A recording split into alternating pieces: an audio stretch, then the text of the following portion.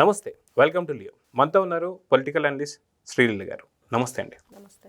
X వేదికగా జగన్ 10వ తరగతి పరీక్షలు ఏవైతే ఉన్నాయో అవి నిర్వహించడంలో మీరు విఫలమయ్యారు అని చెప్పి జగన్ కామెంట్స్కి స్ట్రాంగ్ కౌంటర్ ఇచ్చారు లోకేష్ గారు.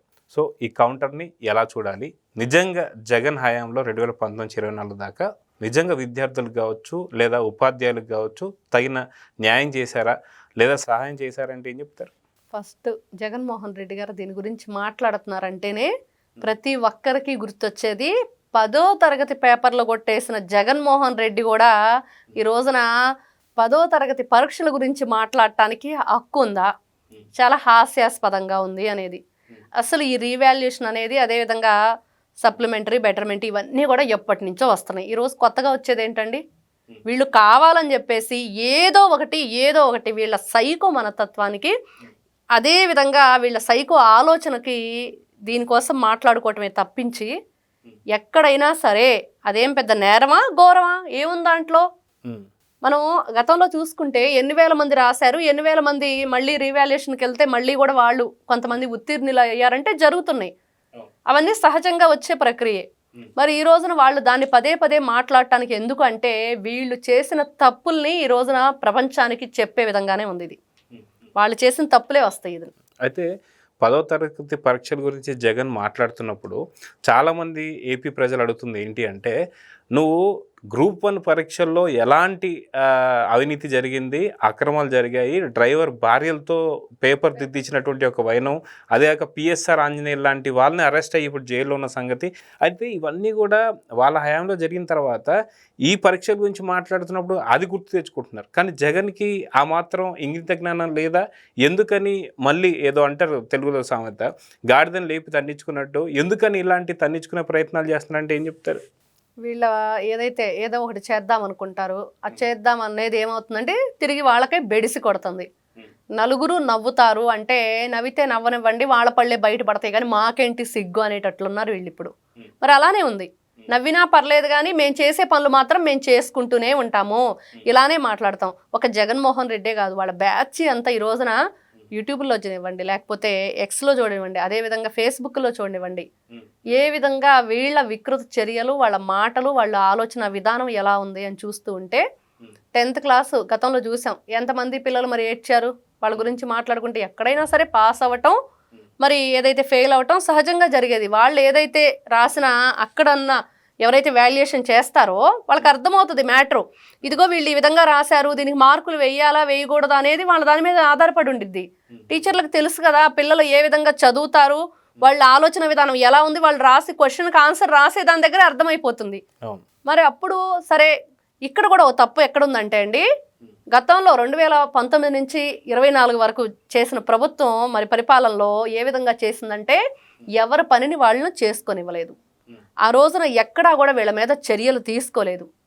ఈ రోజున కూటమి ప్రభుత్వం 5గురిని ఎవరినైతే టీచర్ ఫీల్డ్కి సంబంధించిన వాళ్ళని సస్పెండ్ చేస్తుందో అధికారుల్ని, మరి అదే విధంగా గతంలో ఈ తప్పు జరిగినప్పుడు సస్పెండ్ చేస్తే తర్వాత రీవాల్యుయేషన్ అప్పుడు ఇలా జరిగేదా?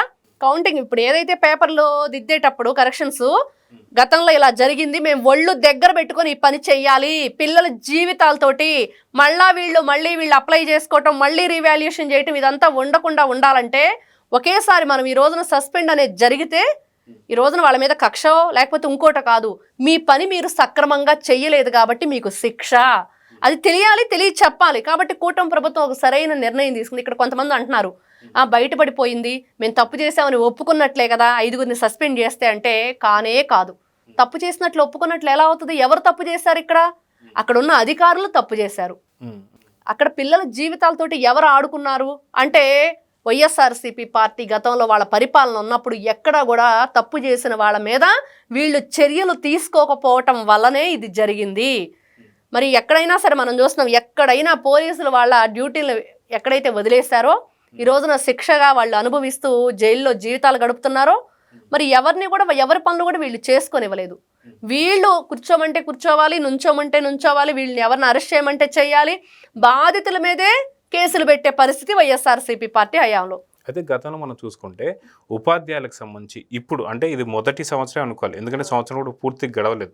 అకాడమిక్ ఇయర్ స్టార్ట్ అయిన తర్వాత మొదటి సంవత్సరం. అయితే ఈ విధంగా చూసుకుంటే జగన్ హయాంలో విద్యార్థులు ఎలా ఇబ్బంది పడ్డారనేది చాలా క్లారిటీగా అర్థమవుతుంది. అటు చదువుకునేటువంటి ఒక విద్యార్థులు కావచ్చు, చదువుకోలేని విద్యార్థులను కూడా ఒకే రకంగా చూసి అందరినీ పాస్ చేసినటువంటి పరిస్థితి, మళ్ళీ రీవాల్యుయేషన్ కూడా వెళ్లకుండా చేసినటువంటి పరిస్థితి. అదిగాక నారా లోకేష్ గారు ఎక్స్లో కూడా మాట్లాడుతూ, మేము వచ్చిన తర్వాత పరీక్ష పెడితే దాదాపు 90% విద్యార్థులు ఫెయిల్ అయ్యారు. ఇలా ఫెయిల్ అయితే ఖచ్చితంగా 10th ఫెయిల్ అయిన వాళ్ళందరికీ కూడా ఖచ్చితంగా ఆ అమ్మాయిలు అయితే పెళ్ళిళ్ళు చేస్తారు, అబ్బాయిలకి జాబులు కూడా రావు, ఇక్కడితో డ్రాప్ అవుట్స్ ఉంటాయని చెప్పేసి అని మేము పరీక్షలు పెట్టి దానికి తగ్గట్టుగా మేము నిర్ణయం తీసుకున్నాం. అంటే జగన్ హయాంలో 5 ఏళ్ల పాటు విద్యార్థులందరినీ కూడా పూర్తి మోసం చేశాడని చెప్పి అనుకోవాలి. ఇప్పుడు ఏపీపీఎస్సికి సంబంధించి గ్రూప్ 1 పరీక్షల్లో ఎలా అయితే జరిగిందో అలానే విద్యార్థుల దగ్గర నుంచి ఫీజు వసూలు చేయడం కావచ్చు, మళ్ళీ సప్లిమెంటరీ ఫీజు వసూలు చేయడం కావచ్చు, ఇలాంటివన్నీ జరిగాయని చెప్పి అనుకోవచ్చు అంటారా?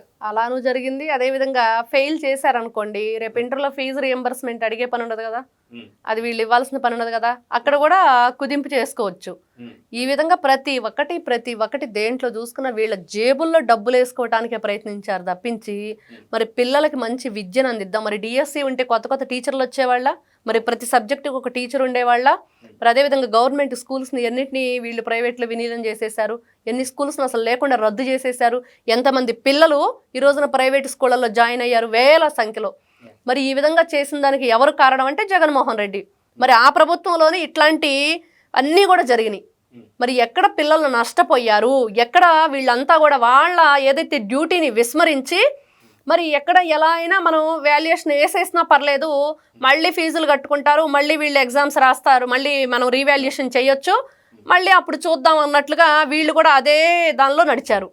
కాబట్టి ఇప్పుడు వీళ్ళు ఏదైతే ఇంకా కూటమి ప్రభుత్వం ఏదో చేస్తుంది, ఇంకా ఏదో చెయ్యట్లేదని చెప్తున్నారో, ఫస్ట్ 2019 నుంచి 24 వరకు వీళ్ళంతా చిన్నాభిన్నం చేసిన దాన్ని సరిదిద్దుకుంటూ ఒక్కొక్కటిగా అంతా కూడా ఈ రోజున చూసుకోవటానికే సరిపోయింది ఈ 1 year.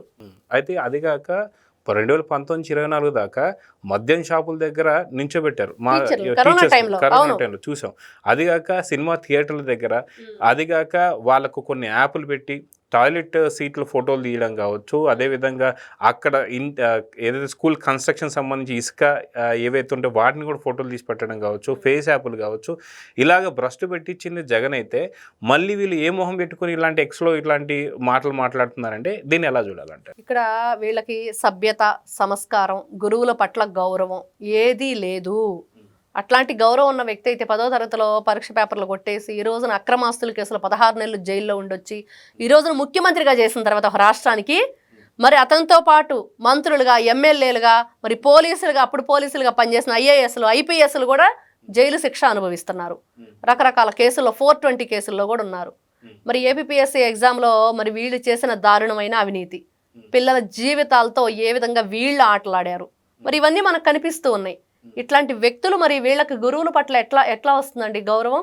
మరి వాళ్ళ జీవితాలను తీర్చిదిద్దే ఆలోచనే ఉన్న వ్యక్తి అయితే వచ్చినప్పుడే వెంటనే డిఎస్సి ఎగ్జామ్ కండక్ట్ చేసేవాడు, అవన్నీ నోటిఫికేషన్స్ ఇచ్చేవాడు.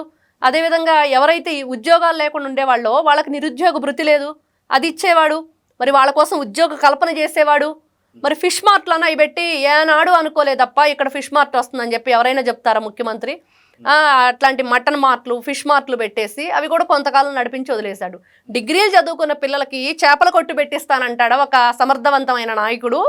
లేదా మంచి కంపెనీలు తీసుకొచ్చి మీకు జీవితాంతం కూడా భరోసాగా ఉండే ఒక జీవిత ఉపాధిని కల్పిస్తానంటాడా? అంటే ఎవరు ఏది ఎంచుకుంటారు? అదే ఎంచుకున్నారు ఈ రోజున ప్రజలు. అట్లాంటి నాయకుడే కావాలని చెప్పి ఓటేశారు.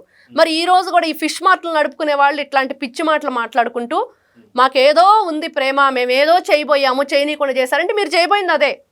చికెన్ కొట్లు, కోడిగుడ్లు ఇవే చేయబోయారు.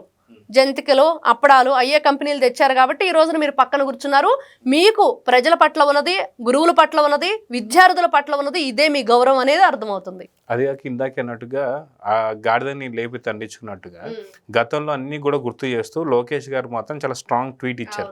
ఏదైతే స్కూల్ బడులకు కావచ్చు, శ్మశానాలకు కావచ్చు, చెట్లకు కావచ్చు, పుట్లకు కావచ్చు, ఆఖరికి చిన్నపిల్లలు తినేటువంటి చిక్కీలు కావచ్చు, కోడిగుడ్లు కావచ్చు, లేదా క్రికెట్ గార్డులు కావచ్చు, ప్రతి దగ్గర కూడా నీ పేరు, నీ కలరు వేయించుకున్నావు, దాని మీద మొట్టికాయలు కూడా వేసింది. సో మాకు చెప్పేదని చెప్పేసాను. సో దీన్ని ఎలా చూడాలంటే, పిల్లలు స్కూల్ బ్యాగులు చూసాం, వాళ్ళ బుక్స్ చూసాం, కొన్ని చోట్ల బైబిళ్ళు కూడా ఇచ్చారు స్కూల్స్లో. మరి ఎంత ఘోరం! చదువులు చెప్పే ఏదైతే బడిని మనం ఒక గుడిగా భావిస్తామో, సాక్షాత్తు సరస్వతీదేవి నిలయం, ఈ పిల్లలందరూ కూడా మనం దైవ సమానులుగా భావించి గురుదేవో భవ అని చెప్పుకుంటూ మరి ఎంత పవిత్రంగా చూసుకుంటామో అక్కడ వీళ్ళు ఒక మతాన్ని తీసుకొచ్చారు. ఎంత దౌర్భాగ్యమైన పరిస్థితి! ఈ రోజున వీళ్ళు మాట్లాడే హక్కు ఉందా? మరి అదే విధంగా చూసుకుంటే విద్యార్థులని ఎక్కడా కూడా వీళ్ళు గతంలో చూసుకుంటే వాళ్ళ కోసం ఒక మంచి పని చేశామని కానీ ఎక్కడ చూసుకున్నా పిల్లల చిక్కీల్లో కూడా పురుగులు వస్తూ అవి డేట్ అయిపోయి అట్లాంటివి ఇచ్చారు. మరి ఫుడ్కు సంబంధించిన విషయంలో కూడా మధ్యాహ్న భోజనం పథకం ఇంటర్ పిల్లలకి అది తీసేశారు. మరి ఒకటా రెండో చెప్పుకుంటూ పోతే ఈ రోజున నారా లోకేష్ గారు పెట్టిన ఏదైతే ట్వీట్ ఉందో, ఎన్ని మొట్టికాయలు మేము ఎన్నైనా సరే అనిపించుకున్నా కూడా మాకు సిగ్గు రాదు, మేము ఇలానే ఉంటాము, మేము ఇంతే, మాకు అర్హత లేకపోయినా కూడా మనం చూసాం స్పీకర్గా వీళ్ళ దానిలో ఉన్నప్పుడు ఆయన దొంగ సర్టిఫికెట్లు పెట్టేసి ఆయన రాజకీయాల్లోకి వచ్చాడు. ఎంత దారుణం అండి! అతనికి హక్కు లేదు, అర్హత లేదు, ఎక్కడ కూడా ఆయన చదవలేదు ఏంటి అని చెప్పేసి విచారణ చేస్తే బయటపడింది అది. వీళ్ళు చేసినవన్నీ కూడా అంతా కూడా సిగ్గుచేటుగా ఉండేవే తప్పి వీళ్ళు నిస్సిగ్గుగా ఇంకా బయటకు వచ్చి ఈ విధంగా మాట్లాడటం, నిజంగా ప్రజలు ఈ రోజున మీకు మా గురించి మాట్లాడే హక్కు లేదు, అంత హోదా కూడా మీకు లేదని పక్కన కూర్చోబెట్టినా కూడా పదే కుల రాజకీయాలు, మతాల్ని, మరి ప్రజలను ఉద్రేకపూర్వకంగా వాళ్ళని ఇబ్బంది గురి చేసేసి ఈ విధమైన అంటే పక్క పార్టీలను కూడా మాకు సపోర్ట్ చేయండి అని ఇంకా కోరటం, ఇవన్నీ చూస్తూ ఉన్నా కూడా ఇంకా వీళ్ళని ఉపేక్షించకూడదు.